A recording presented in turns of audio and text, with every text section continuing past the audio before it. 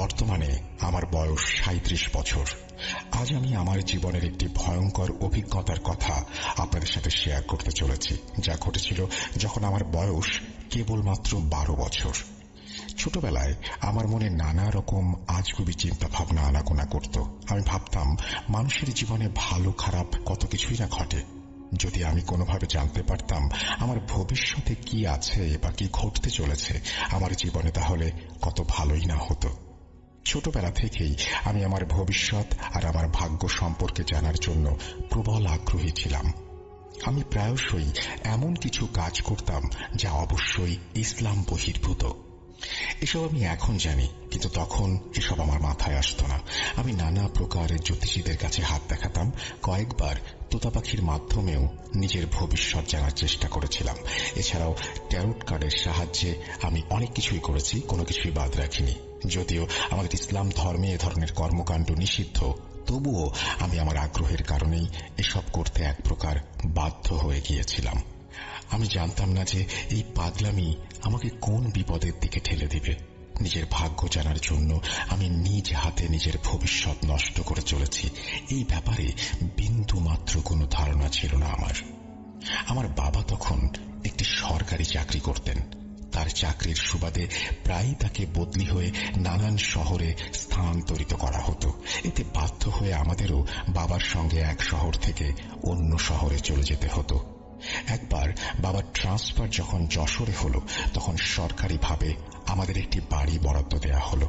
সাধারণত সরকারি যে কোয়ার্টারগুলো বসবাসের জন্য বরাদ্দ করা হতো, সেই বাড়িগুলো ছিল বেশ পুরাতন আর অগোছালো। আমার পরিবারের সদস্য ছিল আমার মা, বাবা এবং আমার 2 ভাই আর আমি। আমরা সকলেই নতুন বাড়িতে পৌঁছালাম এবং পরিষ্কার পরিচ্ছন্নতার কাজ শুরু করলাম। অনেকদিন বন্ধ থাকায় বাড়িটির ভেতরের অবস্থা ছিল একেবারে শোচনীয়। বাড়ি পরিষ্কার করে সেই রাতে আমরা সবাই ক্লান্ত হয়ে যাই, আর তাই কোনো রকমে রাতের খাবার শেষ করে যে যার রুমে চলে যাই আর নিশ্চিন্ত মনে ঘুমিয়ে পড়ি।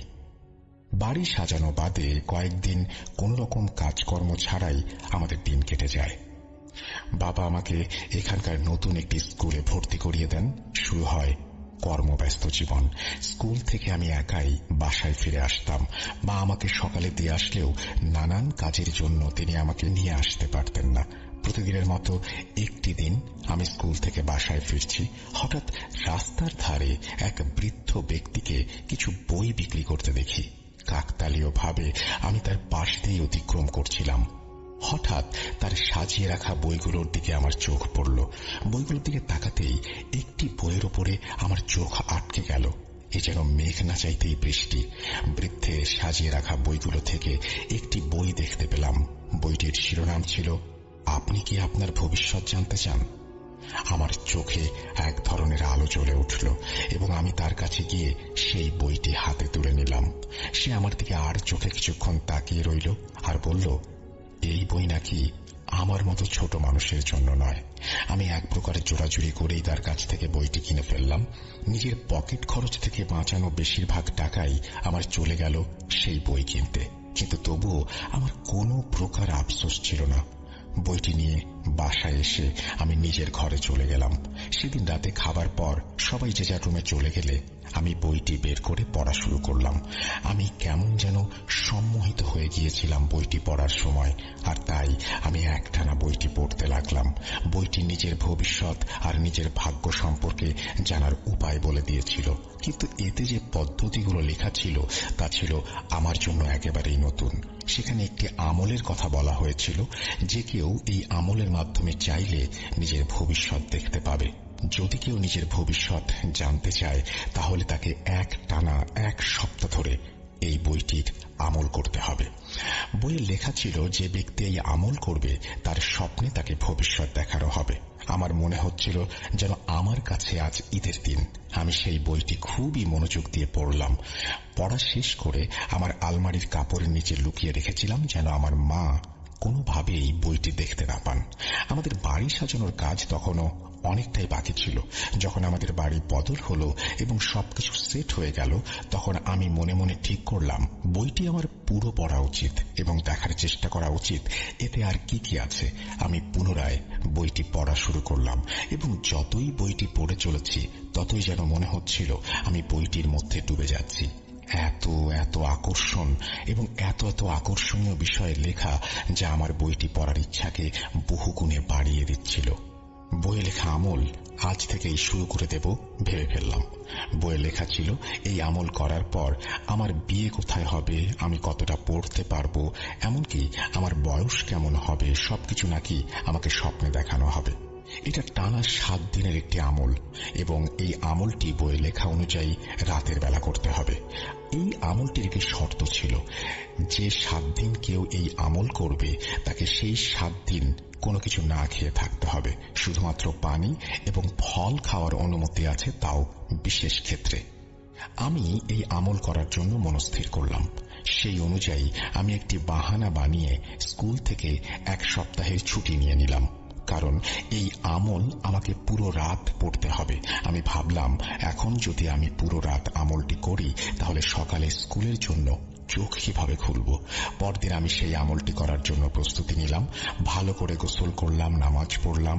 আমার মনে হচ্ছিল যেন আমি এক অসাধ্য সাধন করার উদ্দেশ্যে যাত্রা শুরু করতে যাচ্ছি।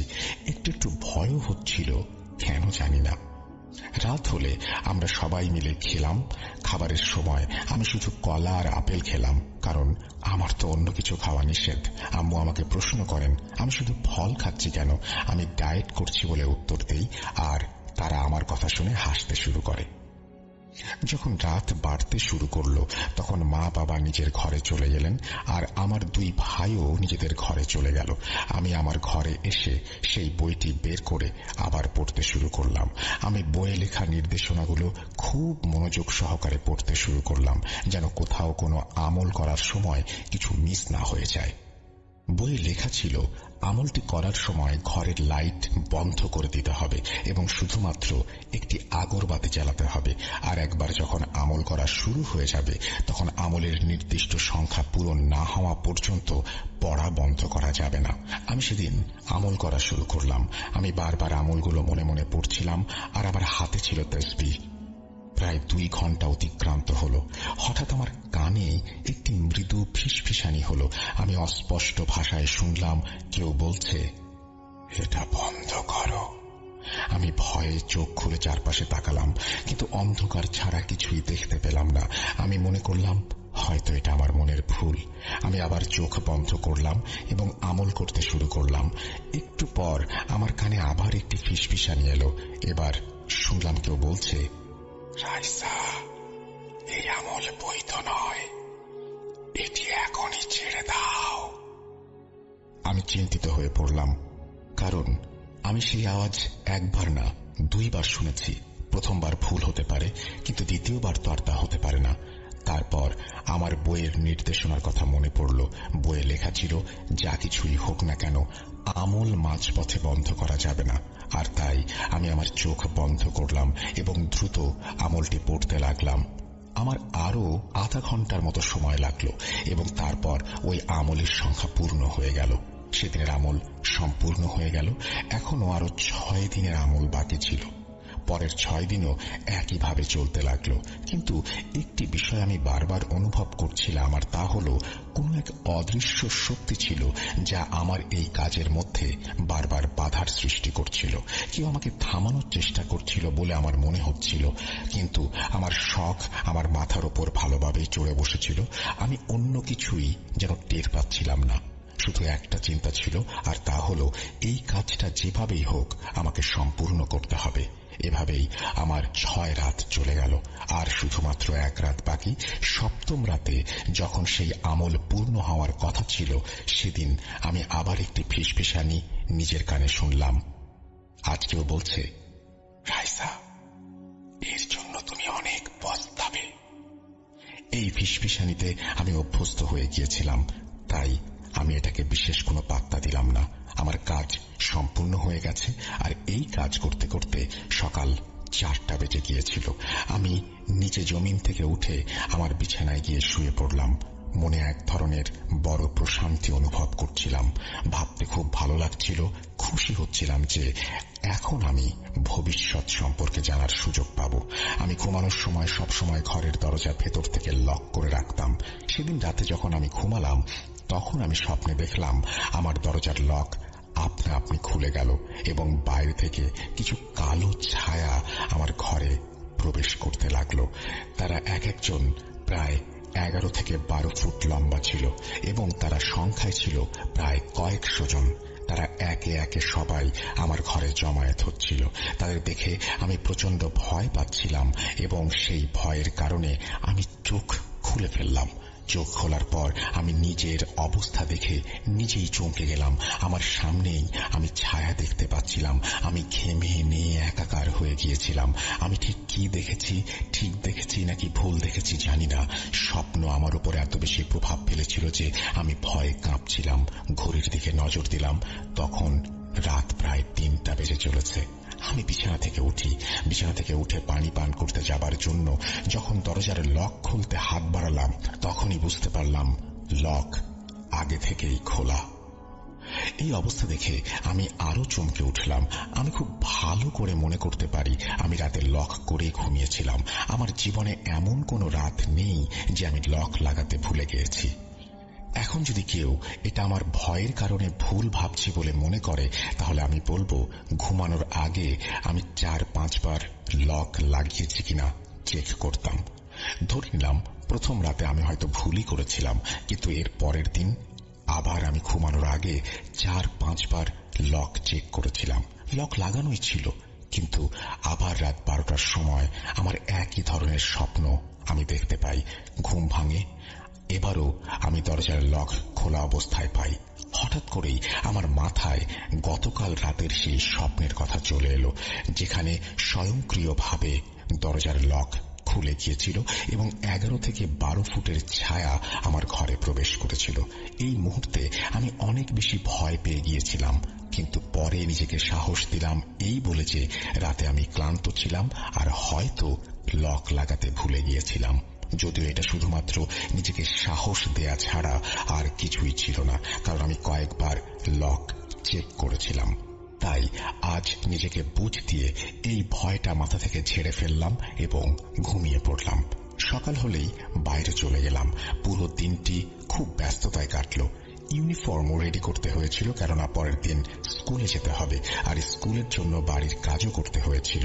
সেদিন রাতে যখন আবার ঘুমাতে গেলাম তখন আমার মনে হচ্ছিল আজ রাতে হয়তো আমাকে এমন একটি স্বপ্ন দেখানো হবে যা আমার ভবিষ্যৎ সম্পর্কে আমাকে জানাবে।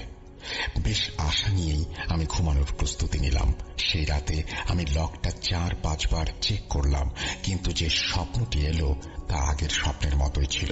স্বপ্নে দেখলাম বড় বড় ছায়াগুলো আমার বিছানার চারপাশে দাঁড়িয়েছিল আর আমাকে অপলক দৃষ্টিতে দেখছিল। দিনের পর দিন সেই একই স্বপ্ন চলতে থাকে। একদিন স্বপ্নে দেখলাম ছায়াগুলোর মধ্যে একজন তার আঙুল দিয়ে লকের দিকে ইশারা করল। মনে হচ্ছিল যেন সে আমাকে কিছু দেখাতে চাইছে। আমি লকের দিকে তাকালাম, লক বন্ধই ছিল।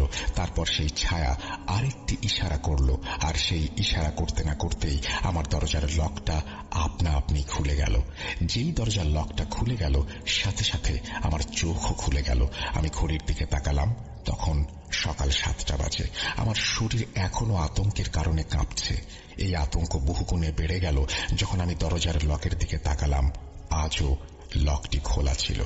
রাতে দেখা সেই পুরো স্বপ্ন আবার আমার চোখের সামনে চলে এলো। মনে হচ্ছিল যেন এমন কোন সৃষ্টি আমার আশেপাশেই ছিল যা নিজের অস্তিত্বের প্রমাণ দিতে চাইছিল।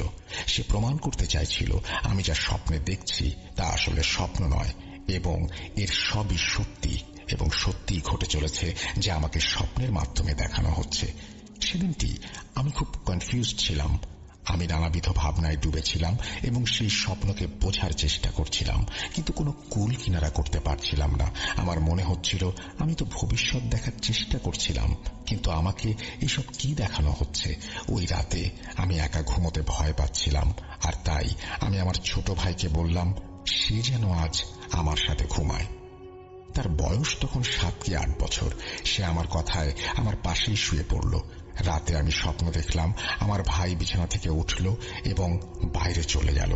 কিছুক্ষণ পর যখন সে ফিরে এলো, তার হাতে ছিল একটি ছুরি।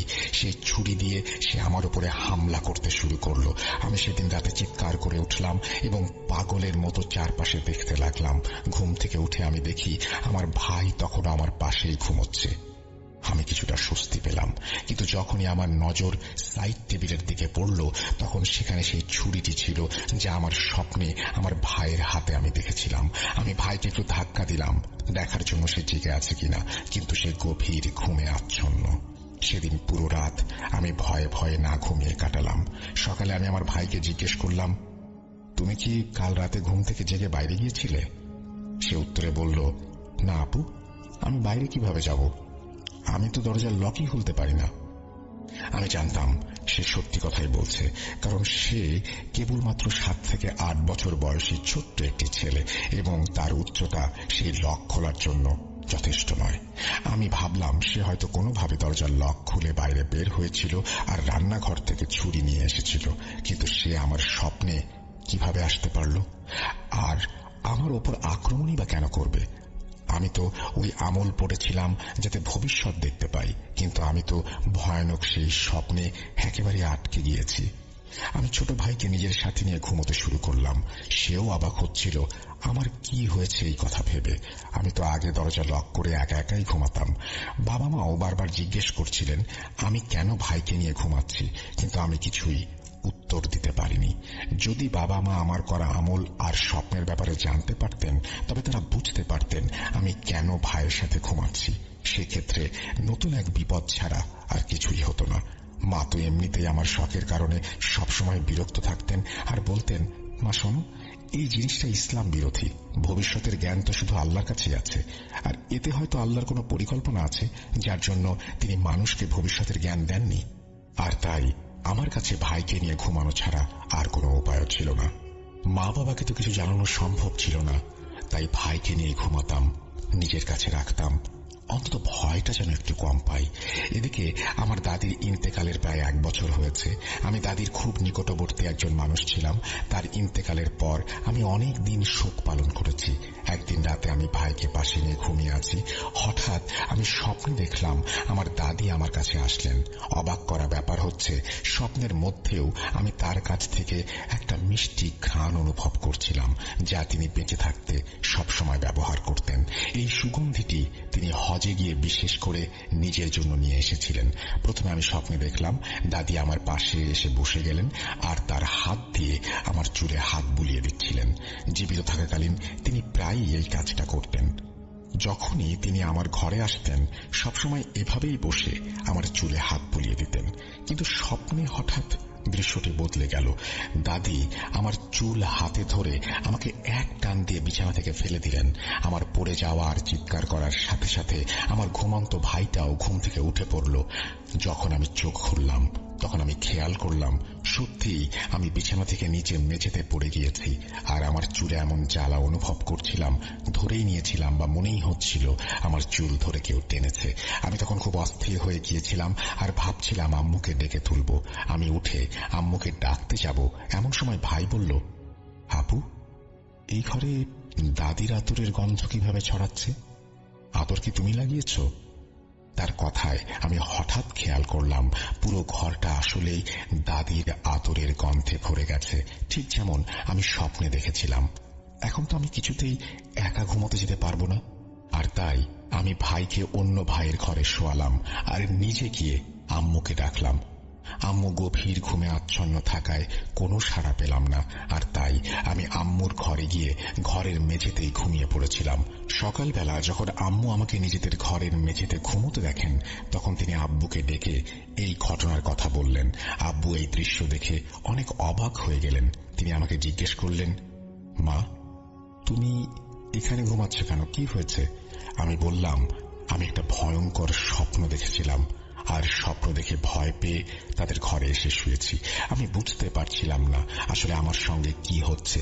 ভবিষ্যতের ব্যাপারে তো কিছুই জানা গেল না। উল্টো নানা প্রকার ভয়ঙ্কর কিছু আমার স্বপ্নে আসা শুরু করে দিল। এক রাতে আমি স্বপ্নে দেখলাম আমি বাথরুমে গোসল করছি।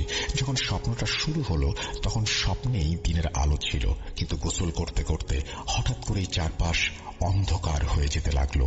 হুট করে সবকিছু কালো অন্ধকারে ছেয়ে গেল, পুরো ঘন কালো অন্ধকার। সেই অন্ধকারে মনে হলো কেউ আমার গলা টিপে ধরেছে। আমার শ্বাস নিতেও কষ্ট হচ্ছিল। আমি খুব ভীত হয়ে পড়েছিলাম, নিজেকে ছাড়ানোর জন্য হাত পা ছুটছিলাম। এই চেষ্টা করতে করতে হঠাৎ আমার চোখ খুলে গেল আর আমি প্রচন্ড ভয়ে নিজের পেছনে আর সামনের দিকে দেখলাম। কিন্তু সর্বাধিক অদ্ভুত ব্যাপার হলো আমার পুরো শরীরই ভিজে গিয়েছিল, এমনকি আমার মাথার চুল থেকেও পানি পড়ছিল। মনে হচ্ছিল আমি যেন এইমাত্র গোসল করে বের হয়েছি। আমার গলাও প্রচন্ড জ্বালাপোড়া করছিল। আমি বেশ ব্যথা অনুভব করছিলাম। যখন আমি আয়নায় নিজেকে দেখলাম তখন আমার গলায় আঙুলের দাগ স্পষ্ট। সেদিন আমি এতটাই ভেঙে পড়েছিলাম যে আমি আর অন্য কোনো কিছু না ভেবে সরাসরি আম্মুর কাছে চলে গেলাম এবং তাকে শুরু থেকে শেষ পর্যন্ত সবকিছু খুলে বললাম। আমি দেখতে পাচ্ছিলাম আম্মু প্রচন্ড রেগে গেছেন, কিন্তু পরে তিনি দেখলেন আমার অবস্থা খুবই খারাপ। যদি তিনি আমাকে এখন বকাবকি করেন তাহলে হয়তো আমি একটা কিছু করে ফেলব। এই জন্যই নিজের রাগ নিয়ন্ত্রণ করলেন এবং আমাকে বললেন, তুমি চিন্তা করো না, তোমার আব্বু আসলে তার সঙ্গে এই বিষয়ে কথা বলবো। আম্মু ও ব্যাপারে একটু বুঝতারি দেখালেন এবং আব্বুকে আমার করা সেই আমলের ব্যাপারে কোনো কথা বললেন না। শুধু এটুকুই বললেন, আমার প্রায় অনেক দিন যাবৎ বেশ ভয়ানক ধরনের স্বপ্ন আসছে। আব্বু এসব নিয়ে বেশ চিন্তায় পড়ে যান, তার মুখ মলিন হয়ে যায়।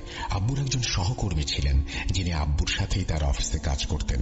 তিনি একজন হুজুর ছিলেন এবং এই ধরনের সমস্যা সম্পর্কে অনেক কিছু জানতেন। নতুন অফিসে আসার পরপরই তার প্রতি সবার সম্মান দেখে আব্বু তার ব্যাপারে পিয়নকে জিজ্ঞাসা করেন। পিয়ন তাকে এই ব্যাপারে সব জানায়। আব্বু তার সাথে কথা বলেন এবং তিনি আমাদের বাড়িতে আসতে চান। আব্বু তাকে আমাদের বাড়িতে নিয়ে আসেন। তিনি বাড়িতে এসে চোখ বন্ধ করে আমার আর আম্মুর নাম জিজ্ঞাসা করলেন। কিছুক্ষণ চুপ থাকার পর তিনি আব্বুকে বললেন, আপনি একটু বাইরে যান। আব্বু বেরিয়ে যাওয়ার পর তিনি আমাকে প্রথম যে প্রশ্নটি করেছিলেন তা ছিল, রাইসা, সেই বইটি কোথায়? আমি আর আম্মু একে অপরের দিকে ভয়ঙ্কর দৃষ্টিতে তাকাচ্ছিলাম, এই ভেবেছে তিনি আব্বুকে বইয়ের ব্যাপারে সব বলে দেবেন না তো। এছাড়াও অবাক করা বিষয় ছিল তাকে বইয়ের ব্যাপারে আমরা কেউ কিছু জানাইনি। তাহলে তিনি কিভাবে বইয়ের ব্যাপারে জানতে পারলেন? তারপর তিনি বললেন, আরে বাবা, ঘাবড়িও না, আমি জানি তুমি তোমার আব্বুকে কিছু বলনি, এই কারণেই আমি তাকে বাইরে পাঠিয়ে দিয়েছি।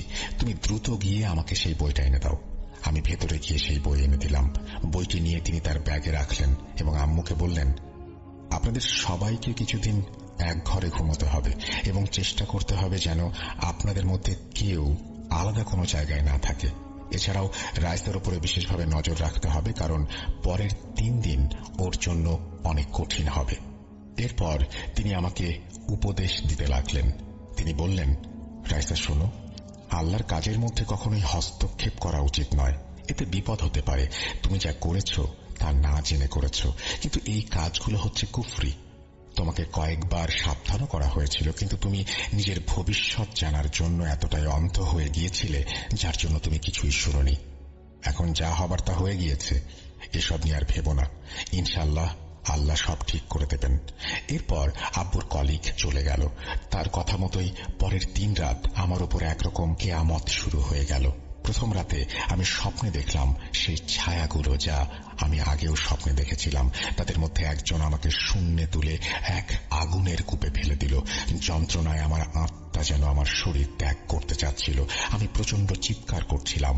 আম্মু আমাকে ধাক্কা দিয়ে ঘুম থেকে জাগিয়ে দেন। আমি স্বপ্ন থেকে জেগে উঠে চিৎকার করতে লাগলাম যেন সত্যিই কেউ আমাকে আগুনে ফেলে দিয়েছে এবং আমি সেখানে পুড়ে যাচ্ছি। তার পরের দিন আমার প্রচন্ড জ্বর এলো।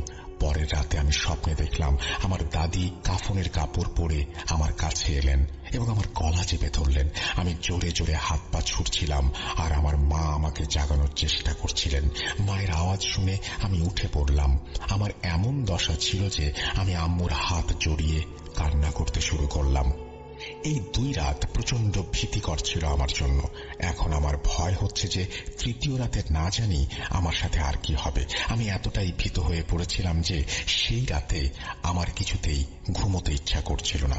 ভবিষ্যতের স্বপ্ন দেখার শখ আমাকে মানসিক রোগী বানিয়ে ফেলেছিল। জন্মের মতো আমার ভবিষ্যৎ দেখার শখ মিটে গেল। তৃতীয় রাতে আমি না চাইতেও ঘুমিয়ে পড়লাম। ওই রাতে আমি স্বপ্নে দেখলাম ওই ছায়ারা আমার সামনে এসে পশুর রূপ নিচ্ছে। কেউ কুকুর হয়ে যাচ্ছে, আবার কেউ বিষাক্ত পোকা, কেউ আবার সাপ কিংবা বিড়াল অথবা নেকড়ে হয়ে যাচ্ছে। তারপর তারা আমার দিকে আক্রমণ করতে তেড়ে আসছে। আমি ভয় পেয়ে স্বপ্নে কালেমা আর আয়াতুল কুরসি পড়া শুরু করলাম। মনে হলো যেন আমার আখিরাতের সময় ঘনিয়ে এসেছে। আমার আয়াতুল কুরসি পড়া শেষ হলো, আর হঠাৎ করে যেন মাটি ফেটে গেল আর সেসব পশু সেই গর্তে চাপা পড়ে গেল। তাদের গর্তে পড়ার পরই আমার চোখ খুলে গেল। সেই রাতে আমি যখন স্বপ্ন থেকে জেগে উঠেছিলাম, তারপর আমি কেন জানি না আর কোনো ভয় পেলাম না। আমার কোনো কিছুর জন্য আর আতঙ্ক অনুভব হচ্ছিল না। শরীর বেশ হালকা লাগছিল। চতুর্থ দিন আব্বুর কলিগ আবার বাসায় এলেন এবং আমাকে শাবাশি দিতে লাগলেন। আম্মু যখন তার কাছে বিস্তারিত জানতে চাইলেন, তখন তিনি শুধু একটি কথাই বললেন। তিনি বললেন, সেই দিন আমি আপনাকে কিছু বলিনি, কিন্তু আপনার মেয়ের বেঁচে থাকার সম্ভাবনা 1%-এরও কম ছিল। আর এর কারণ সে শয়তানি আমল পড়েছে। এর ফলে ওর শুধুমাত্র একটা নয়, বরং হাজার হাজার সমস্যা তৈরি হয়ে গিয়েছিল। হাজার হাজার শয়তান ওর পিছু নিয়েছিল। আর বিশ্বাস করুন, আমি নিজেও অবাক হচ্ছি এই ভেবেছে সে এখনো কিভাবে বেঁচে আছে। আল্লাহর কাছে শুকরিয়া আদায় করুন, তিনি এই বিপদ থেকে আপনার মেয়েকে উদ্ধার করেছেন। তারপর আব্বুর কলিগ আব্বুকে বললেন, যত বেশি সম্ভব সদকা দিতে হবে আর যে কোনো পরিস্থিতিতে নামাজ চালিয়ে যেতে হবে। আজ প্রায় 22 বছর পরেও এই ঘটনা এখনো আমার স্পষ্ট মনে আছে। আমি আজও এসব নিয়ে ভাবলে কাঁপতে শুরু করি। যদি আব্বুর বন্ধু আমাদের আল্লাহর পক্ষ থেকে উসিলা হয়ে না আসতেন, আমাদের সাহায্য না করতেন, সেই ছায়াগুলো আমার সাথে কি করত। কিন্তু আল্লাহর দরবারে কোটি কোটি শুকরিয়া যে তিনি আমাকে চরম বিপদের হাত থেকে রক্ষা করেছেন। আমি একটি ব্যাপার ভালোভাবেই বুঝতে পেরেছি, আর তা হল আল্লাহ প্রদত্ত নিয়মের বাইরে কখনোই যেতে নেই। এতে যেমন আল্লাহ অসন্তুষ্ট হন, তেমনি মানুষের জীবনে নেমে আসে কঠিন আযাব। আমি এই ঘটনা থেকেই এই শিক্ষা লাভ করেছি। সবাই ভালো থাকবেন। আসসালামু আলাইকুম। তো আমরা সে সময় বা এখনো মাঝে মধ্যে আব্বু ছুটি পেলে বা কোন একদিন আব্বু আর্লি চলে আসলে অফিস থেকে, আমরা চেষ্টা করি যে উত্তরায় যাওয়ার, আমার সেই দাদার বাসায়। তো আমরা সেবারও গিয়েছিলাম। তো সেবার একটু আমাদের ডিনার করতে করতে 12টা বেজে যায়। সো ওয়াইল বি আর রিটার্নিং একটু লেট হয়ে যায়। আমরা প্রায় 12টা 12:30টার পরেই রওনা দিই। তো আমরা একটা গাড়িতে রওনা দিই। তো গাড়ির ফ্রন্ট সিটে, ড্রাইভার সিটে ছিলেন একজন আঙ্কেল, আমার আব্বুর একজন ফ্রেন্ড, উনিও ওখান থেকে আসছিলেন আর কি, উত্তরা থেকে। আর ড্রাইভারের পাশের সিটে ছিল আব্বু, পিছনে ছিলাম আমি এন্ড আম্মু। তো আমরা মোটামুটি আসছি। তো যখন প্রায় রাত 1টা ক্রস করছে এমন সময় আমরা তখন এখন যেখানে আর কি এয়ারপোর্ট রোড, যেটা উত্তর এয়ারপোর্ট রোড, সেখানে একটা হসপিটাল আছে, কুর্মিটোলা জেনারেল হসপিটাল কারেন্টলি। তো তখন আমরা ঠিক যখন ওই জায়গাটায়, ওই রোডটার ওরকম একটা লোকেশনে কাছাকাছি ছিলাম। তো আমাদের গাড়ির স্পিড ছিল প্রায় 60-70-র কাছে মাঝামাঝি আর কি। তো হঠাৎ করে যেটা হয় যে আমি জাস্ট দেখি যে গাড়িতে মানে এত জোরে একটা ঝাঁকি আসে, মনে হলো যে আমরা যদি কোনো একটা স্পিড ব্রেকারের উপর দিয়ে ব্রেক না করে একটানে চলে যায়, সেরকম ঝাঁকি আসে। তো সিমিলার একটা ঝাঁকি। তো এন্ড রাইট আফটার দ্যাট কিছু দূর সামনে যে গাড়িটা আঙ্কেল ব্রেক করে। তো ব্রেক করার পর আঙ্কেল আব্বুকে কিছু একটা বলে, এন্ড আসতেই বলে, মানে আমরা শুনতে পাইনি পেছন থেকে। এন্ড আঙ্কেল গাড়ি থেকে নামে আব্বুর সাথে, এবং দুজন নেমে 2-3 কদম পিছিয়ে যায়। এরপর দুইজনই আসে, এন্ড দেন আঙ্কেল গাড়িতে ওঠেন। গাড়িতে ওঠার পর আঙ্কেল যখন গাড়ি চালাচ্ছেন, আমি একটা জিনিস খেয়াল করলাম যে আমার বাবা এবং আঙ্কেল দুইজনেরই কপাল মানে অসম্ভব রকমের ঘামছে। মানে দুইজনই কোন একটা জিনিস নিয়ে খুবই টেন্সড বা প্যানিকড। এন্ড দুইজনের ফেশিয়াল রিয়াকশন দেখে আমার মনে হচ্ছিল যে they have seen something horrific. তো এরপর যখন যাচ্ছে আমি একটু পর নোটিস করলাম যে আঙ্কেল যে গাড়ি চালাচ্ছে, আঙ্কেল ওভার কোথাও ব্রেক পর্যন্ত করছে না। আমরা সেই উত্তরার এয়ারপোর্ট রোড থেকে আঙ্কেল গাড়ি এসে এরপর নেক্সট থামান বাড্ডা রোডে। সো এই ফুল রাস্তা he didn't even break for once. So জিনিসটা এরকমই, সে এতটাই প্যানিক ছিল। তো যখন আমরা বাড্ডা রোডে আসি তখন প্রায় রাত 1টার কাছাকাছি বেজে গেছে। তো একটা দোকানের পাশে আঙ্কেল দাঁড়ালো, দাঁড়ানোর পরে আঙ্কেল আর আব্বু দোকানটায় গেল, আমাদের এমনি চিপস কোক এগুলো কিনে দিল, দুজন কথা বললো। তো সেই দিন রাতে আমরা বাসায় চলে আসি। তো বাসায় আসার পরে যেটা হয়, এরপর রাস্তার কোনো ঘটনা হয়নি, বাট বাসায় আসার পর দেখলাম যে আমার আব্বুর, আমি ছোটবেলা থেকে আর কি প্রেশার মাপতে পারতাম বা এই জিনিসগুলো শিখেছিলাম, কজ আব্বুর প্রেশারের প্রবলেম ছিল। তো সেদিন দেখলাম আব্বুর খুবই হাই প্রেশার। আব্বুর একজন ডক্টর ফ্রেন্ডকেও বললো, উনি কিছু জিনিস প্রেসক্রাইব করলো। প্লেন আব্বু মেডিসিন নিয়ে পরের দিন সকালে উঠে আব্বু আর অফিসে যেতে পারবো না, এতটা অসুস্থ। তো যাই হোক, সেদিন আব্বু প্রায় ঘুম থেকে উঠলো 11টার দিকে, ব্রেকফাস্ট করলো। তো এরপর যেটা বললো আসলে যে ঘটনাটা কি ছিল, ঘটনা এরকম ছিল যে যখন গাড়িটা যাচ্ছে আব্বু এবং আঙ্কেল নিজে দেখছে যে তখন তো রাসেল ভাই আসলে সে সময় অনেক ফাঁকাই ছিল রাস্তা, এখনকার মতো অত জ্যাম ছিল না। এখন আজ থেকে যদি 10 বছর আগের কাহিনীও ভাবি, তো একদম ফাঁকা রাস্তা, লাইক যে লেনে আমাদের গাড়ি ছিল সেই লেনে সামনের কোনো গাড়ি নেই, বাট জাস্ট হঠাৎ করে 10 হাত সামনে, গাড়ির থেকে 10 হাত সামনে রাস্তার উপর একটা লাশ রাখা, সাদা কাফনের কাপড়ে জড়ানো। এটা আমার আব্বুও দেখেন এবং আঙ্কেলও দেখেন। আরেকটা মজার বিষয় হচ্ছে জিনিসটা, এতক্ষণ ফুল রাস্তায় কিচ্ছু ছিল না, literally everything is empty in front of their eyes, and suddenly 10 হাত সামনে আপনি যদি দেখেন রাসেল ভাই যে একটা আপনার গাড়ি 60-65 স্পিডে আছেন, হঠাৎ করে সামনে একটা লাশ। সেই সিচুয়েশনে যদি আপনি ব্রেকও করেন, আপনি একটা ম্যাসিভ অ্যাক্সিডেন্ট করবেন। আমাদের 4 জনেরই মারা যাওয়ার সুযোগ ছিল, and only safe choice was to run over it, and that's what he did. Uncle তার উপর দিয়ে যখন গাড়িটা চালিয়ে চলে যান, তার একটু পর উনি ব্রেক করেন। And there comes this part, Rasel ভাইয়া, যেটা আপনি হয়তো বিশ্বাস করবেন না, বা যে কেউ বিশ্বাস করতে এটা একটু অসন্তোষটি প্রকাশ করবে। আব্বু আর আঙ্কেল যখন গাড়ির থেকে নামে, দুজন একটু সলা পরামর্শ করেই নামে। এন্ড নামার পরে দুজন নোটিস করে রাসেল ভাইয়া পিছনে কিচ্ছু ছিল না। The entire road was empty. Not a drop of blood, not a piece of white cloth. রাস্তায় কিচ্ছু ছিল না। তো আপনি যে রাসেল ভাইয়া ভাবেন, ঝাঁকিটা কিন্তু এমন না যে শুধু আঙ্কেল আর আব্বু খেয়েছে, আমি ইভেন আম্মু মাথায় একটা বাড়িও খেয়েছিল গাড়ির উপরের সাথে। বললাম না, মনে হলো যে আমরা স্পিড ব্রেকের উপর দিয়ে চলে গেলাম, বাট যখন তারা নেমে দেখে কিচ্ছু নাই। তো যাই হোক, পরে একদিন আঙ্কেল আমাদের বাসায় আসেন, উনি বলে যে এই জিনিসটা নিয়ে উনি ওনার একজন রিলেটিভকে শেয়ার করেছেন, যে আসলে জিনিসগুলো নিয়ে কাজ করেন।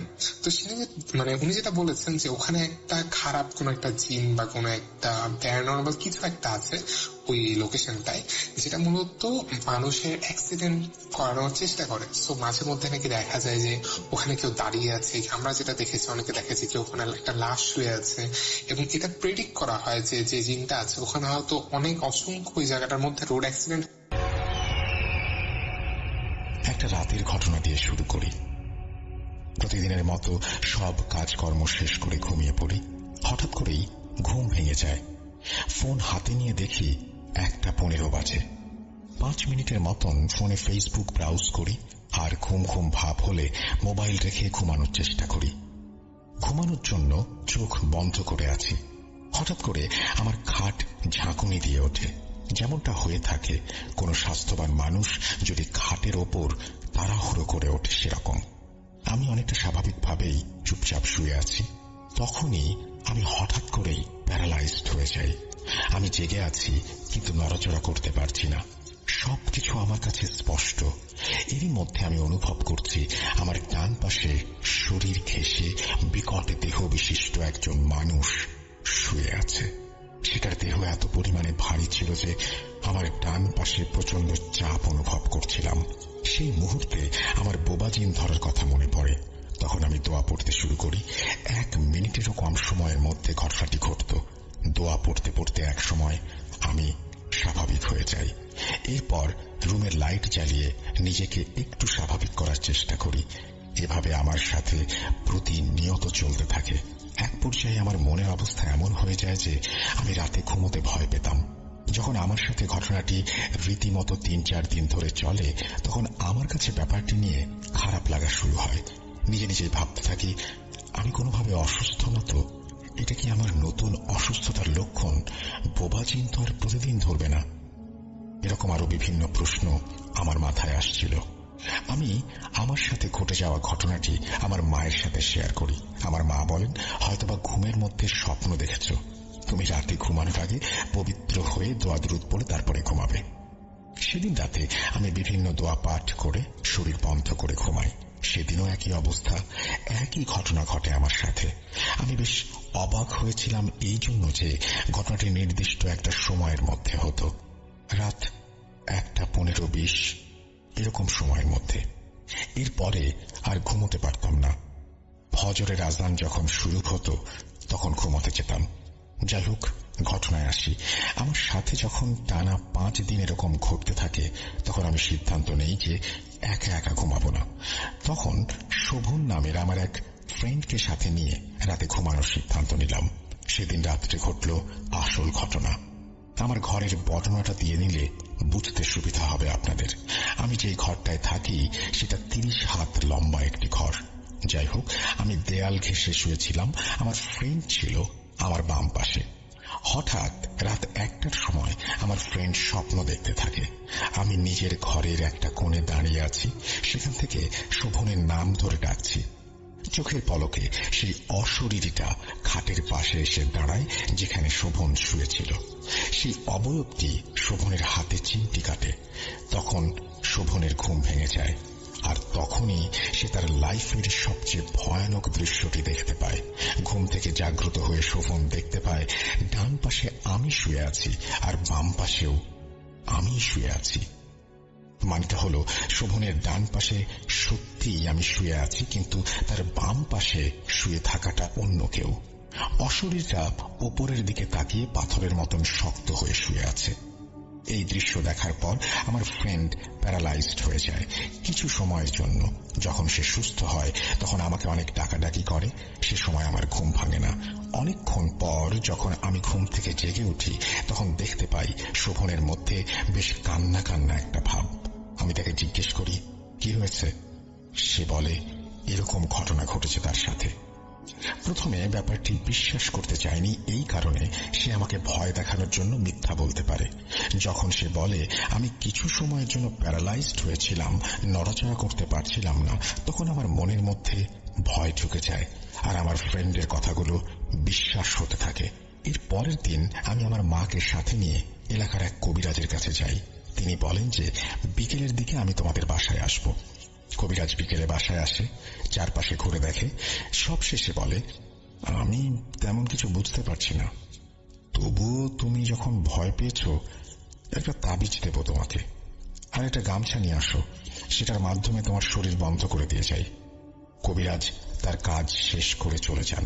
এরপর বেশ কিছুদিন আর কোনো সমস্যা হয়নি। সমস্যা শুরু হয় 7 দিন পর থেকে আবার। এভাবে রাতের বেলা আমি প্যারালাইজড হয়ে যেতাম। কিছু সময়ের মধ্যে দোয়া পড়তে থাকলে আবার স্বাভাবিক হয়ে যেতাম। নিরুপায় হয়ে আমার এক ছোট ভাইকে সাথে নিয়ে ঘুমানো শুরু করি। আমার ভাইয়ের নাম আব্দুল্লাহ। আব্দুল্লাহকে নিয়ে যথারীতি রাতে ঘুমোতে চলে যাই। রাতে যেন কেউ ভয় না পায় সে কারণে বাতি জ্বালিয়ে রাখতাম। বাতির আলো চোখে লাগার কারণে খাটের পাশে একটা পর্দা টাঙিয়ে রাখি। আমরা দুজনেই ঘুমিয়ে আছি। আমার ছোট ভাই স্বপ্নে দেখতে পায় কেউ একজন পর্দার ওই পাশে দাঁড়িয়েছে। স্পষ্ট তার দেহের ছায়া পর্দার উপরে পড়েছে। সেই লোকটার হাতে একটা ব্যাগ ছিল, সেটা বাড়িয়ে দেয় আব্দুল্লাহ দিকে। স্বপ্নের মধ্যেই আব্দুল্লাহ ভাবতে থাকে, ঘরের দরজা তো লক করা, এই লোক কিভাবে ঘরের ভেতরে ঢুকলো? এই কথা ভাবতে ভাবতে আব্দুল্লাহর ঘুম ভেঙে যায়, আর তখনই সেই লোকটা পর্দা সরিয়ে উঁকি দেয়। আমার ছোট ভাই দেখতে পায় সেটা আর কেউ নয়, আমি নিজে। আর তখনই আব্দুল্লাহ প্যারালাইজড হয়ে যায়। কিছু সময় পর সে স্বাভাবিক হয়, আমাকে ঘুম থেকে ডেকে তোলে আর এই ঘটনা আমাকে বলে। তখন আমিও বেশ ভয় পেয়ে যাই। আমার আর সাহস হচ্ছিল না বাকি রাতটুকু ঘরে থাকার। আমার মাকে রুমে ডেকে নিয়ে আসি। তিনি বিভিন্ন কথাবার্তা বলে আমাকে আশ্বস্ত করে, একটু স্বাভাবিক করার চেষ্টা করে। এভাবেই চলতে থাকে প্রতিদিন। আমি বিশ্বস্ত কোনো কবিরাজের সন্ধান পাচ্ছিলাম না, এখনো জানি না। অনেক জনের থেকে খোঁজ করে দেখলাম আমাদের ইউনিয়নে 2-3 গ্রাম পরে একজন অভিজ্ঞ হিন্দু তান্ত্রিক আছে। তার কাছ থেকে বিভিন্ন চিকিৎসা নিলাম। তিনি আমাকে আশ্বস্ত করলেন আর সমস্যা হবে না। না, এরপরেও সমস্যা চলতেই থাকলো। কোনো উপায় না পেয়ে আমি একদিন রাতের বেলা প্যারালাইজ থেকে স্বাভাবিক হয়ে সালাম বিনিময় করি। বলি, আসসালামু আলাইকুম। আপনি কে? আপনি আমার কাছে কি চান দয়া করে আমাকে বুঝিয়ে দিন। আমি তাকে আরো অনুরোধ করে বলি, আমাকে কেন বিরক্ত করছেন আপনি? নিজে নিজেই এই কথাগুলো আমি রুমের মধ্যে বলি।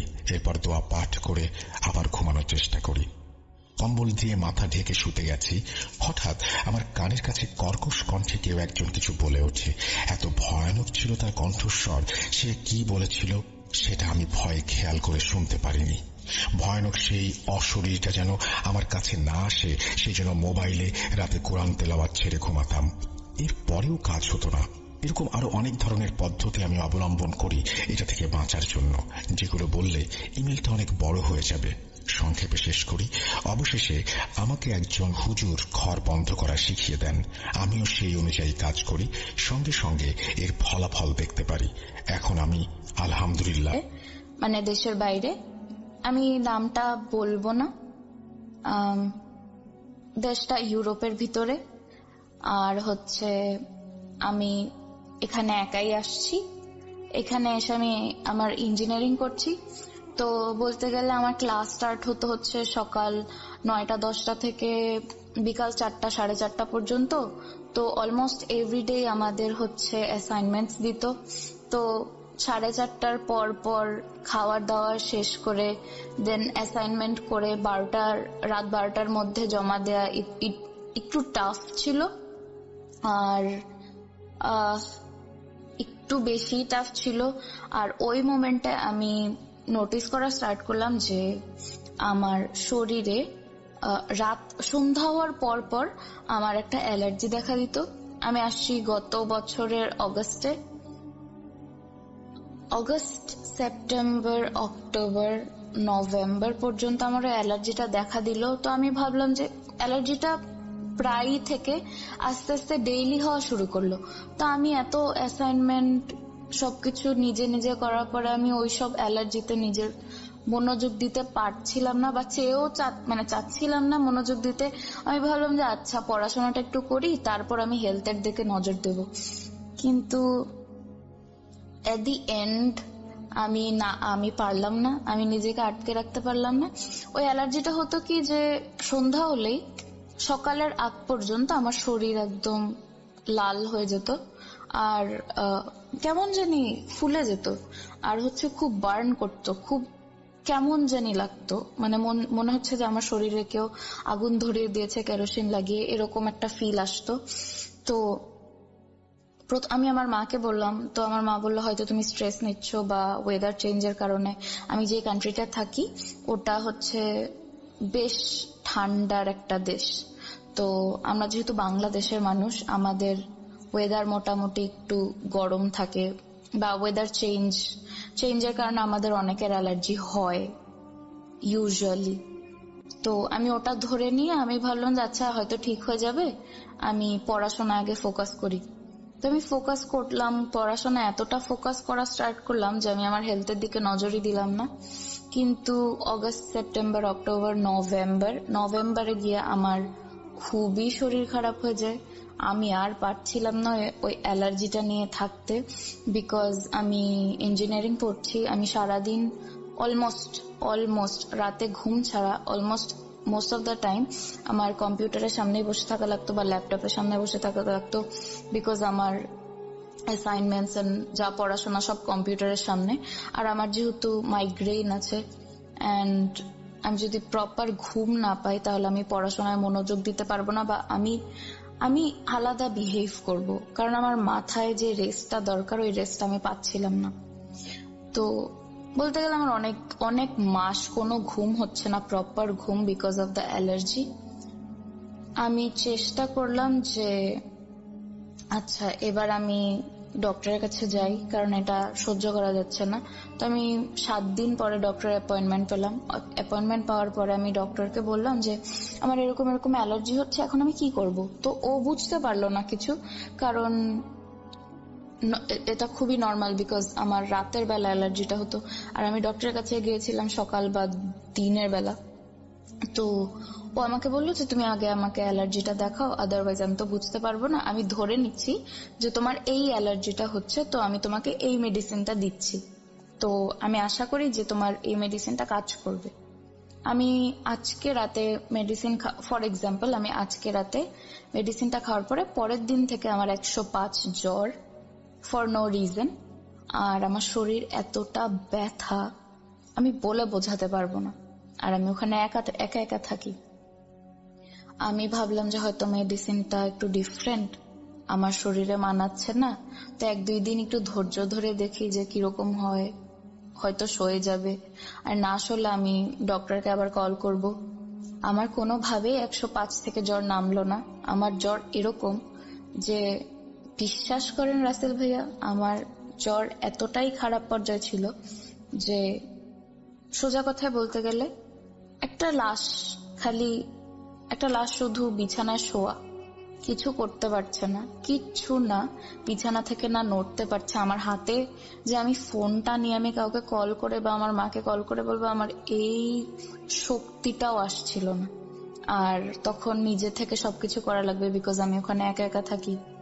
আর ওষুধ কোনো না কোনো ভাবে আমার উপরে কাজ করছিল না। আমরা বুঝতে পারিনি, আমি বা আমার ডক্টর বা আমার বাবা মা, যে কেন ওষুধ কাজ করছে না। তো আমি ডক্টরকে জানালাম যে আমার এরকম তো অনেক জ্বর। তো আমাকে বললো যে 4 দিন পরে যদি সেম জ্বর থাকে তো আমাকে জানাবে। যখন থেকে আমি মেডিসিন খাওয়া স্টার্ট করেছি তখন থেকে আমি দেখলাম, এটা হচ্ছে ডিসেম্বরের 7 তারিখের কথা, আমি মেডিসিন খেয়ে ঘুমালাম। ওই দিন রাতের থেকে আমি দেখলাম যে আমার আচ্ছা, আমি শেয়ার্ড অ্যাপার্টমেন্টে থাকি, যেখানে 5টা বেডরুম ছিল আমারটা সহ করে। তো আমার পাশের রুমে একটা ইন্ডিয়ান মেয়ে থাকতো। তো মেয়েটার সাথে আমার টুকটাক কথা হতো, অত বেশি কথা হতো না। আর ইউজুয়ালি কেউ কারো রুমে আসে না পারমিশন ছাড়া, দরজা লক থাকলেও দরজা খোলা থাকলেও কেউ কারো রুমে পারমিশন ছাড়া আসতে পারে না। তো এটা একটা প্রাইভেসির ব্যাপার। তো ওই আমি রাতের বেলা আমার ঘুম খুবই হালকা ছিল। তো আমি রাতের বেলা ঘুম থেকে অযথাই উঠে যেতাম। উঠে গিয়ে আমি চশমা পরি, তো চশমা ছাড়া আমি একটু ঝাপসা ঝাপসা দেখি। তো আমি দেখলাম যে আমি যেই কোনায় আমার বেড, আমি যে রুমে থাকি ওই রুমে যেই কোনায় আমার বেড, ওই বেডের একদম উল্টো পাশে যে কোনাটা আছে কর্নার, ওই কর্নারে একটা মেয়ে দাঁড়ানো, যেটা পুরোপুরি হুবহু আমার পাশের রুমে যে ইন্ডিয়ান রুমমেট ওর মতো দেখতে। কিন্তু ওর ফেসটা আমি দেখতে পাচ্ছিলাম না। আমি ধারণা করে নিচ্ছি যেটা ওর বডি স্ট্রাকচার একদম ওর, কিন্তু ফেসটা আমি দেখতে পাচ্ছি না। আমি ব্লার দেখছিলাম, আমি ঝাপসা দেখছিলাম। তো আমি ভাবলাম যে হয়তো, আচ্ছা আরেকটা বড় কথা, আমি হয়তো লাইভ শুনতে পারি না ভূত.com, কিন্তু আমি ইউটিউবে সবগুলো এপিসোড আমি শুনি। আমি যখন ফ্রি থাকি আমি তখনই ভূত.com শুনি, যেগুলো আপলোড করা আছে ভিডিও। তো আমি ভাবলাম যে হয়তো আমি এইসব স্টোরিজ শুনছি বললে আমি হয়তো হ্যালুসিনেট করছি, বিকজ আমি একা একা থাকি, বা হ্যাঁ আমার মনের ভুল। সেম কথাটা আমার মাও বললো যে হয়তো তুমি ভূত.com বেশি শুনছো, তোমার হ্যালুসিনেশনের বেশি প্রবলেম হচ্ছে হয়তো, বিকজ তুমি একা একা থাকো, স্ট্রেস নিচ্ছ, দ্যাটস ওয়াই হয়তো তুমি এরকম কিছু একটা দেখছো। ফাইন, আমিও অত মাথা ঘামালাম না, আমি দোয়া পড়ে আমি ঘুমিয়ে গেলাম। ঘুমিয়ে যাওয়ার পরে তারপর আমি আস্তে আস্তে ওই মেয়েটাকে, আমি যে মেয়েটাকে দেখতাম আমার রুমের কর্নারে, আমি ওকে প্রায়ই দেখা স্টার্ট করলাম আমার অসুস্থতার পরের থেকে। আমি খালি দেখতাম যে ও ওখানে দাঁড়িয়ে আছে কোনায়, কিছু করছে না, ও জাস্ট দাঁড়িয়ে আছে। তারপর 13 ডিসেম্বর আমি আমার ডক্টরকে ফোন দিলাম, আবার ওরা ফোন ধরলো না কোনো একটা রিজনের কারণে। তো ওরা আমাকে বললো ওরা আমাকে কল ব্যাক করবে। তো ওরা আমাকে কল ব্যাক করে একজন নার্স বললো, ফার্স্টেই ডক্টর আমাদের হেল্প করে না, ফার্স্ট একজন নার্স আমাদের সাথে কথাবার্তা বলে, যদি বেশি সিরিয়াস হয় তখন একটা ডক্টরের কথা বলে। তো নার্সটা আমাকে বললো যে এখানকার, আমরা যেরকম বাংলাদেশে নাপা খাই, তো এখানকার একটা লোকাল প্যারাসিটামল আছে, তুমি ওইটা 4 বেলা খাও, যেটা হচ্ছে 1200 mg মিলিগ্রামের, যেটা অনেক পাওয়ারফুল। তো আমি তো উঠতে পারছি না বা আমি কিনতেও যেতে পারবো না। আমি আমার রুমমেটকে মানে আমার ফ্ল্যাটমেটকে বললাম যে তুমি একটু আমাকে কষ্ট করে এটা এনে দাও, আমি তোমাকে পে করে দিচ্ছি। ফাইন, ও আমাকে এনে দিল। ওটা খাওয়ার পরেও আমার কোনো কাজে দিল না, কিন্তু ওটা খাওয়ার পর আমি আবার ওই মেয়েটাকে তো দেখছি, কন্টিনিউয়াস টাইম ওই মেয়েটাকে দেখছি, কিন্তু মেয়েটাকে আমি দেখতাম যে একটা জায়গায় দাঁড়িয়ে আছে, কিন্তু তারপরে দেখা স্টার্ট করলাম যে আমার রুমে একটা ডাইনিং টেবিল ছিল, রুমটা বেশ বড় ছিল। তো ডাইনিং টেবিলে আমি যেই মগ দিয়ে পানি খেতাম, তো আমি দেখতাম যে ওই মেয়েটা আমার দরজা বন্ধ, ওই অবস্থায় সে এসে হাঁটাচলা করছে আমার রুমের মধ্যে। আবছা আবছা আলো, তখন সন্ধ্যার সময় আলো, মানে আমি দেখতে পাচ্ছি আমার রুমে কি হচ্ছে না হচ্ছে। আমি দেখলাম যে ওই মেয়েটা এসে আমার ডাইনিং টেবিল থেকে পানি খেয়ে আবার ওই দরজা বন্ধ অবস্থায় সে আমার দরজা থ্রু করে চলে গেল, দরজার মাঝখান দিয়ে সে বেরিয়ে গেল। এই জিনিসটা বারবার হচ্ছে, এটা আমি পরেও দেখলাম যে এরকম হচ্ছে। সে হয়তো আমার টেবিলে এসে কিছু ধরছে বা কিছু খাচ্ছে, আমি এটা দেখতে পাচ্ছিলাম। কিন্তু সব সময় আমি যেহেতু মেডিসিনস নিচ্ছি, আমার মেডিসিনস গুলো এত ঘুম ছিল যে বলতে গেলে আমি অর্ধেক, আমি পুরোপুরি সেন্সে ছিলাম না। যখনই আমি দেখতাম, বেশিরভাগ আমার ঘুমের সময় দেখতাম, ঘুম থেকে উঠে গিয়ে হঠাৎ করে চোখে পড়তো। তো তখন শরীর আমার আরো নিচে যাচ্ছে, আস্তে আস্তে আরো খারাপ হয়ে যাচ্ছে, অ্যালার্জিও হচ্ছে, আমি মেডিসিনও খাচ্ছি, এত মেডিসিন খাচ্ছি যে আমার অ্যালার্জিতেও কোনো কাজ হচ্ছে না, আমার শরীর উল্টো খারাপ হয়ে যাচ্ছে। তারপর ডক্টর আমাকে 19 তারিখে ফোন করলো, বলল যে তোমার জ্বর কি ঠিক আছে? তুমি তো প্যারাসিটামল খাচ্ছিলে, আমার নার্স আমাকে বললো, তো তোমার কি জ্বর কি রকম? তা আমি বললাম যে আমার জ্বর একদমই কমেনি, আমার জ্বর ওরকমই আছে। তো বললো তাহলে you should definitely visit the emergency room. তো আমি বললাম যে আমি তো হাঁটাচলা করতে পারছি একটু একটু, তো ইমার্জেন্সিতে যাও কি বেশি জরুরি? তো বললো তোমার জ্বরটা আমরা একটু চাচ্ছি তোমার উপরে কিছু টেস্ট করতে, বিকজ তোমার মেডিসিন কাজে দিচ্ছে না, তো একটা কাজ করো, তুমি ইমার্জেন্সিতে চলে যাও। আমার বাসা থেকে ইমার্জেন্সি 1 কিলোমিটারের একটু উপরে। তো আমি যে সিটিতে থাকতাম ওখানে মানুষজন হাঁটা চলা বেশি প্রিফার করে। তা আমি আস্তে ধীরে স্নোয়ের মধ্যে স্নো পাড়িয়ে পাড়িয়ে গেলাম, ইমার্জেন্সিতে গেলাম। যার পরে ওরা তো মাথা ঘামায়নি, ফার্স্টে হয় কি নার্স দেখার পরে ডক্টর দেখে যদি বেশি ইমার্জেন্সি থাকে। আমাকে একটা নার্স দেখলো, ও অতটা ভালো ইংলিশ বলতে পারলো না, তো আমাকে বললো তুমি একটু জ্বরটা মাপো, আমি একটু দেখি। আমার জ্বরটা মাপলো, আমার জ্বরটা মাপার পরে ওরা তো সেলসিয়াসে দেখে, আমার জ্বর দেখালো যে 39 ডিগ্রি সেলসিয়াস।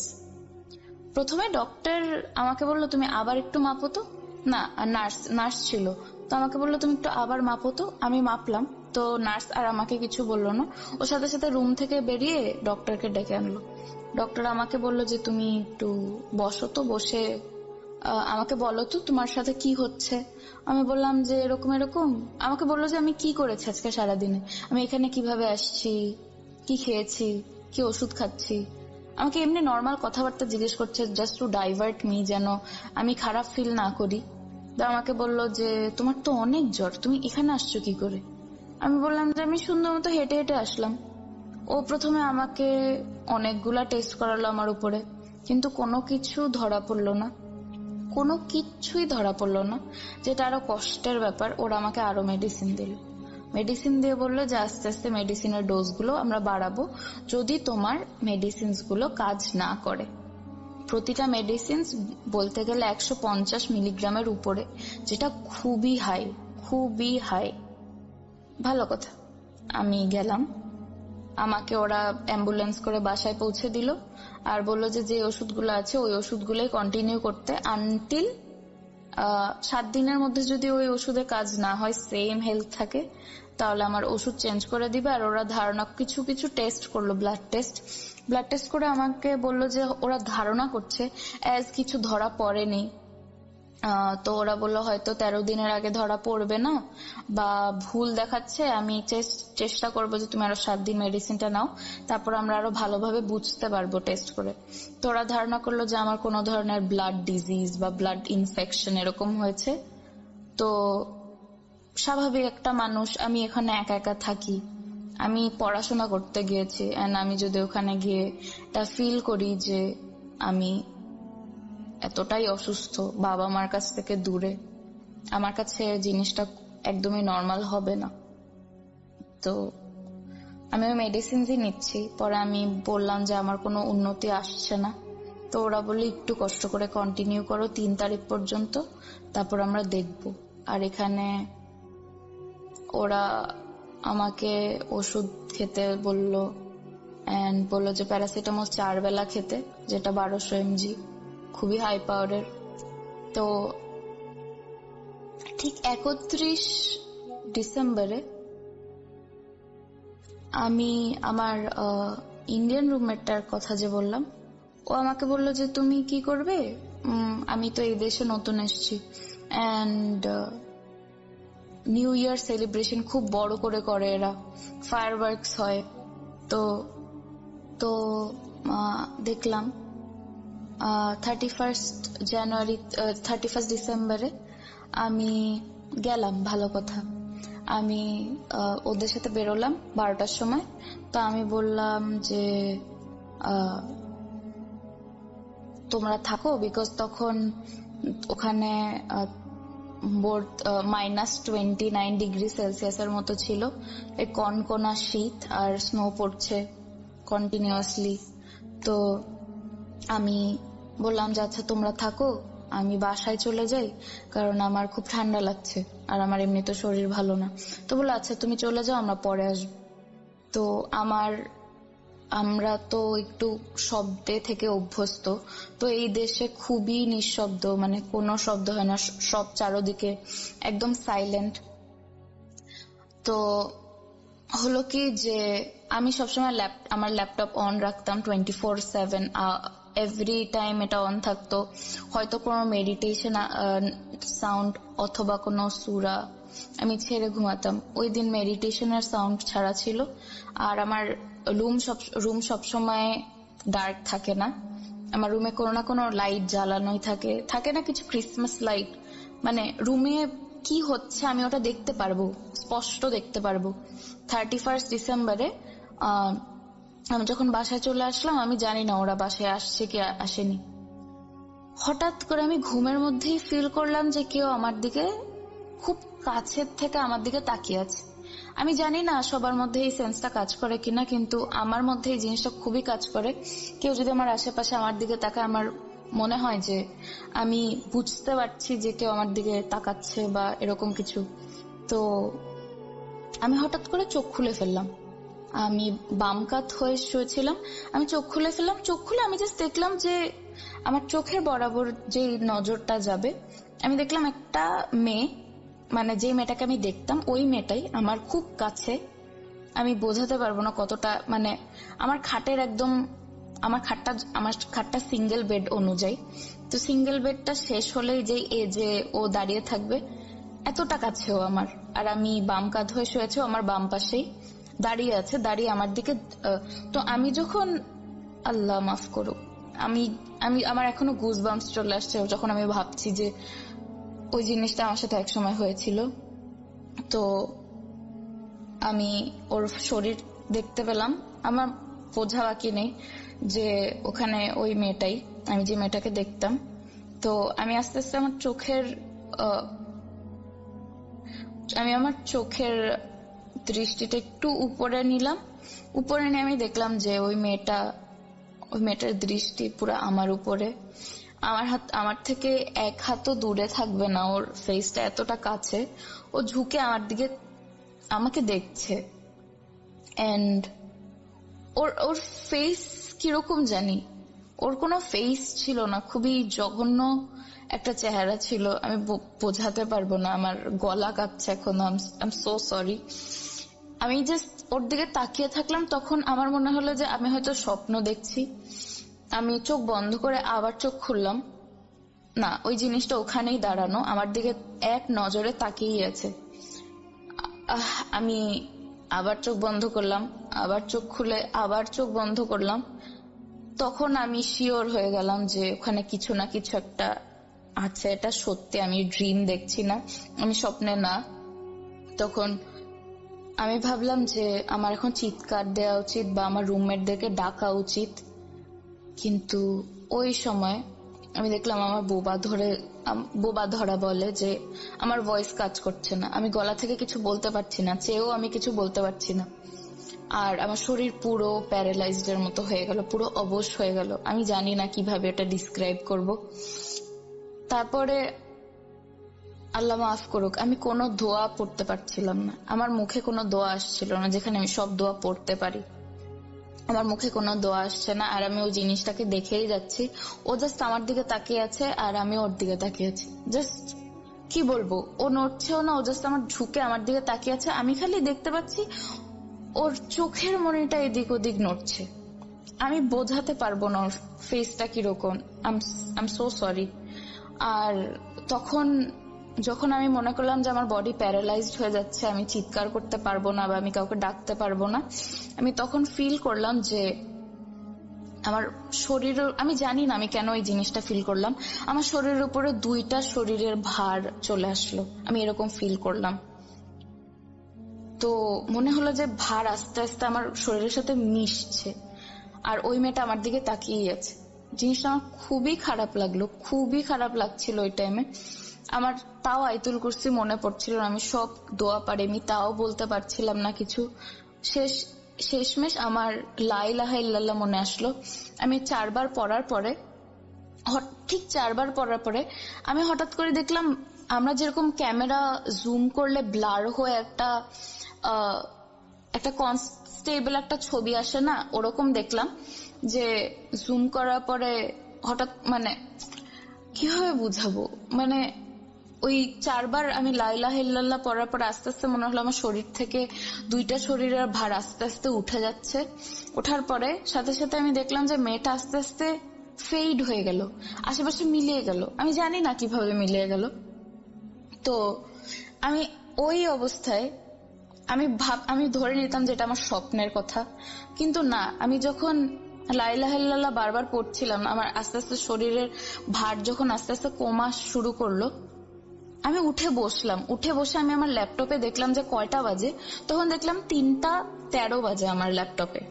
আমি উঠে ওই অবস্থায় ওয়াশরুমে গেলাম, ওয়াশরুম ইউজ করে আমি আবার ফেরত এসে ঘুমানোর চেষ্টা করলাম, আমার তো ঘুম আসবে না। আমি আমার মাকে ফোন করে বললাম যে মা, জানো আমি এরকম এরকম দেখলাম, আমি না এরকম আর দেখতে চাই না, একটু আমাকে কিছু বলো, আমি কি করব না করব।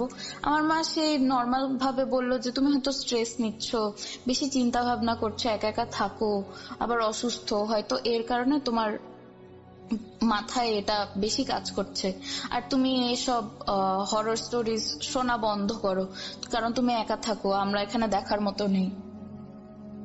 ভালো কথা। তারপর আমি যেহেতু আমার মাকে বলে আমি একটা স্যাটিসফাইড অ্যান্সার পেলাম না তার কাছ থেকে, তো আমি আমার ফ্রেন্ডদেরকে জানালাম, আমার কিছু রিলিজিয়াস ফ্রেন্ড আছে, ওরা আমাকে বললো যে এগুলো কর, তাহলে হয়তো ঠিক হয়ে যাবে, আশা করি ঠিক হয়ে যাবে, আর যদি নাই হয় তাহলে খুব খারাপ দিকে চলে গেছে তোর ব্যাপারটা, আর যদি না হয় তারপর সাথে সাথে আমাকে জানাবি। আমি পরের দিন আমি একদমই ঘুম আসলাম না, আমি প্রতিটা লাইট জ্বালানো ঘরের, যেন আমার সামনে যদি কিছু থাকেও আমি যেন টের পাই, বা আমি যেন ডিম লাইটে না দেখতে পাই ওই জিনিসটাকে। আর আমি সবসময় মুখে কম্বল দিয়ে ঘুমাতাম, যেন অ্যাটলিস্ট আমার সামনে কিছু আসলেও আমি যেন না দেখতে পাই। পরের দিন আমি কিছুই দেখিনি, কারণ আমি সারাদিন ঘুমাইনি, সারা রাত ঘুমাইনি। উঠে উঠে বারবার আয়াতুল কুরসি পড়ে বারবার রুম চেক করছিলাম। রুম চেক করার পরে আলহামদুলিল্লাহ আমার 2 দিন কিছু হয়নি। তো আমি ভাবলাম যাচ্ছে আমার 2 দিন যেহেতু কিছু হয়নি, সামনে আশা করি কিছু হবে না, হয়তো এটা আমার মনের ভুলই ছিল। ঠিক 4 জানুয়ারি আমি ভুল করে আয়াতুল কুরসি ছাড়া বা আমাকে যা যা পড়তে বলেছিল আমার ফ্রেন্ড, কিছু কিছু জিনিস পড়তে বলেছিল, আমি না পড়েই ঘুমিয়ে যাই 10টার সময়। তো রাত 10টার সময় ঘুমিয়ে যাই, তো আমি উঠে গেলাম 2:30টার সময়। উঠে যাওয়ার পর আমি ফোনে ভিডিও দেখছিলাম ইউটিউবে, বা আমার অ্যাসাইনমেন্ট যা যা বাকি আছে সব একসাথে শেষ করে আমি শুনলাম যে আমার ফ্ল্যাটমেট উঠলো, মানে ও উঠে ওয়াশরুমে গেল, তো আমি শুনতে পেলাম। তো আমি ভাবলাম যে ও আচ্ছা, ও তো উঠলো, এখন আমি ঘুমাই, আমার তো ভয়ের কোনো ইয়ে নেই, ও কারণ আমি যদি হেল্প চাই ও এসে আমাকে হেল্প করতে পারবে যদি আমি কিছু ভুলভাল দেখি। ফাইন। ঠিক 5টার সময় আমি কেবলমাত্র আমি আমার কাঁধটা লাগাই বিছানার সাথে, লাগানোর সাথে সাথে কম্বলটা মুড়া দেই। আর আমার রুমের দরজা কিন্তু লকড, আর আমাদের বাসা হচ্ছে গার্লস অ্যাপার্টমেন্ট, এখানে কোনো ছেলে অ্যালাউড না। আমি তখন ফিল করলাম যে আমার চোখ বন্ধ করার সাথে সাথে আমার সাথে আই ফেল্ট যে আমার বডি আর আমার ভয়েস একদম প্যারালাইজড। আমি শিওর ছিলাম, এত ইনস্ট্যান্টলি আমার ফিল আসলো, আমি এটা কিভাবে আসলো আই ডোন্ট নো। আমার বডি একদম প্যারালাইজড, আমার ভয়েস একদম নাই। আমি ভাবলাম যে আমার এখন খারাপ কিছু একটা ফিল করব, আমার রুমমেটকে বা আমার ফ্ল্যাটমেটকে ডাকা উচিত। পারলাম না, আমি পারলাম না, আমার ভয়েস নেই। আমাকে আবার বোবায় ধরলো। ওই মোমেন্টে আমি আবার ফিল করলাম যে আমার বডিতে দুইটা জিনিস বসে যাচ্ছে। এতদিন আমি একটা মেয়ে দেখা সত্ত্বেও আমি ওই দিন ফিল করলাম যে আমার শরীরের উপরে কেউ ভর দিয়ে, একটা ছেলে আমার উপরে শুয়ে আছে বা ভর দিয়েছে। আমি আমার গলার মধ্যে, আমার থুতনির নিচে যে পার্ট, ওইখানে আমি ফিল করলাম যে একটা ছেলের যেরকম খাড়া খাড়া চুল থাকে, ওই চুল আমি ফিল করলাম, খোঁচা খোঁচা চুল আমার গলায় লাগছে। কতটা বিচ্ছিরি। আর ওই জিনিসটা আমার পুরো শরীরে ভর করে শুয়ে আছে, আমি এরকম ফিল করতেছিলাম। তারপর আমি আয়াতুল কুরসি পড়লাম, কাজে দিল না। আয়াতুল কুরসি আমি 3বার পড়ার পর আস্তে আস্তে মনে হলো যে ওই জিনিসটা নিজের থেকে সরে যাচ্ছে, লাইক ভর দেওয়া অবস্থায় আস্তে আস্তে হাত পা সরিয়ে ফেলছে, এরকম ফিল হচ্ছিল আমার। আমি সাথে সাথে কম্বলটা সরিয়ে দেখলাম যে এতক্ষণ তো আমার বডি একদম শক্ত ছিল, যখন আস্তে আস্তে আমার শরীর ছাড়া স্টার্ট করলো, তো আমি কম্বল সরিয়ে দেখলাম যে আমার রুমে কি কেউ আছে নাকি, বা ইজ দেয়ার সামওয়ান। কিন্তু রুমে আমার কেউ ছিল না, আমার দরজা লক করা, কেউ আসেনি। আমার রুম চারপাশে চেক করলাম, কিন্তু কেউ ছিল না। আমি আর পারলাম না, বিকজ জিনিসটা খুবই ভয়ঙ্কর। আর কারণ আমি একা একা থাকি, আমার কাছে জিনিসটা খুবই খারাপ দেখায়। আর আমার কাছে অবভিয়াসলি খুব খারাপ লাগবে যখন আমি ফিল করবো একটা ছেলে আমার উপরে ক্রল করে শুয়ে আছে। এই জিনিসটা খুবই খারাপ, যাকে আমি দেখতেও পাচ্ছি না। আমি আমার মাকে বললাম, আমার মা বিশ্বাস করলো না। আমি একটু স্ট্রং বা আমি একটু ইমোশনস কম দেখাই, তো আমার মাকে বললাম, সে বিশ্বাস করলো না। যেহেতু আমি আমার মার কাছে কান্না করে দিলাম যে আমি আর পারবো না, আমি এই জিনিসটা দেখতে পারবো না বা আমি ফিল করতে চাই না। আমার মা তখন বুঝতে পারলো যে আমি হয়তো সত্যি বলছি বা এটা স্ট্রেসের কারণে না। তো আমার মা বললো, আচ্ছা আমি আমাদের মুফতির সাথে কথা বলি, তারপর দেখি উনি কি বলে। আমাদের মুফতির সাথে কথা বলার পরে উনি বলল যে তুমি যখন মুফতি আমার সাথে যখন কথা বলছিল ফোনে পরের দিন, তো উনি বলল যে তোমার আশেপাশে যেটাই আছে ওটাকে তোমার সাথে পাঠানো হয়েছে। এটা খুব খারাপ একটা জিনিস, যে হচ্ছে তোমাকে কখনো, কি বলবো, আল্লাহ মাফ করুক, তোমাকে কখনো সাকসেসফুল হতে দেবে না লাইফে। বা এটার একটাই রিজন, তোমার সাথে ও কিছু একটা করবে যার কারণে তুমি প্রতিদিন খুবই উইক ফিল করবে। বা অবভিয়াসলি একটা মানুষ না, যেটাই থাকুক, জিন বা যা বলি আমরা, তাদের শরীরে অনেক শক্তি। অবভিয়াসলি আমরা ওদের থেকে স্ট্রঙ্গার হতে পারবো না, ওদের শরীরে অনেক বেশি শক্তি। এন্ড ওরা যদি আমাদের হার্ম করার চেষ্টা করে ইন এনি আদার ওয়ে, আমরা অবভিয়াসলি উইক হয়ে যাব, স্বাভাবিক ব্যাপার। যার কারণে আমি এতদিন এতটাই অসুস্থ হয়ে যাচ্ছিলাম জাস্ট বিকজ অফ দ্যাট। আর এটা ওরকম কোনো জিন ছিল না যে আপনাকে পছন্দ করে বা আপনার প্রতি অ্যাট্রাক্টেড হয়ে এসছে, না। কেউ এই জিনিসটাকে আপনার কাছে পাঠিয়েছে যেন আপনি সাকসেসফুল না হতে পারেন। তো আমাকে বলল 2 মাস। প্রথমে আমি বলছি কেন এই জিনিসটা হয়েছে আমার সাথে। প্রথমে হচ্ছে 2 মাস আমাকে বলল যে এইসব জিনিস করে তুমি রুম বন্ধ করে রাখবে, মানে আমরা দোয়া পড়ে রুম বন্ধ করে রাখি, শরীর বন্ধ করে রাখি, ওই জিনিসটা আমাকে প্রতি রাতে করতে বললো। আমার রুমের চার কোনায় পানি ছিটিয়ে, আমার রুমের বিছানায় পানি ছিটিয়ে আমার শরীর বন্ধ করে তারপর ঘুমাতে। অবশ্য আমাকে বললো যে এটা মিস করো না, এটা 2 মাসের একদিনও মিস করবে না, বিকজ ওই জিনিসটা খুবই ক্ষিপ্ত হবে। তুমি যখন নিজের শরীর বন্ধ করবে, যখনই তুমি শরীর বন্ধ করে দিবে, ও চান্স পেলেই তোমার খুব বড় ক্ষতি করবে। আমি 2 মাস করলাম টানা। আল্লাহর রহমতে আমি আর কিচ্ছু দেখিনি। 4 জানুয়ারির পর আমার শরীরেও আর কোনো অ্যালার্জি হয়নি। আর যে ওষুধগুলা খাওয়া হয়েছিল ওগুলা তো কোনো রিজনে খাওয়া হয়নি। ওই ওষুধগুলো আমার শরীর অনেক খারাপ করে দেয়। এখন আমি বলতে গেলে মোটামুটি অসুস্থ ওই ওষুধগুলোর কারণে, বিকজ আমার কোনো রোগ ছিল না। আর এই জিনিসগুলো ডক্টররা বিলিভ করে না। আর এটা হচ্ছে ইউরোপিয়ান ডক্টরস, এরা তো আরো আগে বিশ্বাস করে না প্যারানর্মাল জিনিসপত্রে। আমি এখন বলতে গেলে খুব খারাপ পজিশনে। আল্লাহ মাফ করুক। কেন মানুষজন ব্ল্যাক ম্যাজিক করে? মুফতি এটাও বলল যে যারা করার ট্রাই করেছে তারা আমাদেরই বিল্ডিং এর একজন, যারা আমার বাবাকে বা আমি আমার বাবার বড় মেয়ে, আমাদেরকে কখনো সাকসেসফুল হতে দেখতে চায় না। কোনো রিজন নেই, কোনো ক্ষতি করিনি আমরা তাদের, কিন্তু ওনারা আমাদের সুখ দেখতে পারবে না, বা জেলাসি আর কিছুই না। আল্লাহ মাফ করুক। ওনারা 5 ওয়াক্ত নামাজ পড়ে, ওনারা পর্দা করে। আল্লাহ কিভাবে এইসব মানুষ বানায় যে ওনারা এত কিছু করার পরেও মানুষজনের সাথে জেলাস হয়ে এত খারাপ জিনিস করে। ওনাদের জন্য আমার বাবা অতটা বিলিভ করে না এইসবে, আল্লাহ ভরসা।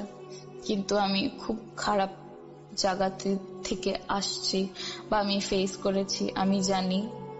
আশা করি কেউ যেন ব্ল্যাক ম্যাজিকের সম্মুখীন না হয়। মানুষ জেলাসি করা যেন বন্ধ করে দেয়। আল্লাহ সবাইকে সুস্থ রাখুক। এখন এটাই দোয়া করবো যে আল্লাহ সবাইকে সুস্থ রাখুক। কেউ যদি ভালো পজিশনেও যায়, আমি কখনো জেলাস ফিল করব না, কারণ এটা তার পাওনা। আল্লাহ ওদেরকেও ক্ষমা করে দিক। এন্ড আমি এটা বলবো যে প্লিজ কেউ ব্ল্যাক ম্যাজিকে জড়াবেন না জাস্ট বিকজ অফ জেলাসি। একটা মানুষের লাইফে টানা হেঁচড়াও হতে পারে, ইউ নেভার নো। আমি কিরকম ফিল করছি I really don't know how to express that. আমার চোখে পানি চলে আসছে, আমার গুজ বাম্পস দিচ্ছে। আমি কি ফেস করেছি। মেবি এটা খুবই ছোট একটা ব্যাপার, কিন্তু জাস্ট থিঙ্ক আমার মধ্যে এই ছোট একটা ব্যাপার যে খারাপ ভাবে ইনফ্লুয়েন্স করছে আমার ফিউচার। অলমোস্ট আমি ফিল করি এখন ফিউচার অলমোস্ট ব্ল্যাক, একদম কিছু নেই আমার ফিউচারে। আমি ফিল করি যে আমার কোনো ফিউচারই নেই just because of those things. আমি বিশ্বাস কি আমার শরীরে এরকম একটা, আমার মাথা, আমার কিছু ঠিকঠাক মতো চলছে না জাস্ট বিকজ অফ একটা মানুষের ভুলের কারণে আমি এখন এরকম ফেস করছি।